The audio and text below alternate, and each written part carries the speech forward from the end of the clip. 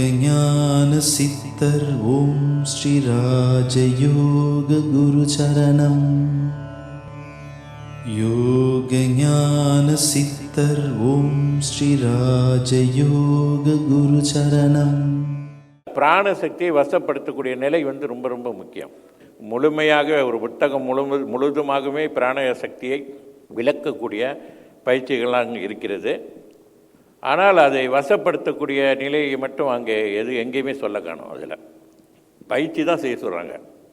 அதற்கு முக்கிய காரணம் என்னன்னு கேட்டிங்கன்னா, சரியான ஒரு குருக்கிட்ட போய் நம்ம பயிற்சி எடுத்தாலே, ஒரு யோகியாக இருக்கட்டும், ரிஷியாக இருக்கட்டும், சித்தர்களாக இருக்கட்டும், உண்மையான அனுபவம் பெற்ற இறை அனுக்கிரகம் பெற்ற ஒரு குரு இடத்தில் பெறும்போது அது அந்த பயிற்சி நீங்கள் அவங்க தீட்சை வழங்கும் போதே பிராண சக்தியாகப்பட்டது அது உங்களுக்கு வசமாக்கிவிடும். ஆக அதனால்தான் அதில் குறிக்கப்படவில்லை யோக சாஸ்திரத்தில்.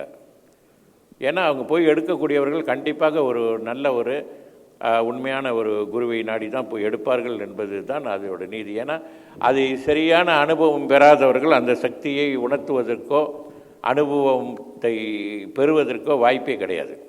ஆக அனுபவம் பெற்றவர்கள் மட்டும்தான் அதை செய்ய முடியும். அந்த சித்தி பெற்றவர்கள் மட்டும்தான் அதை செய்ய முடியும்.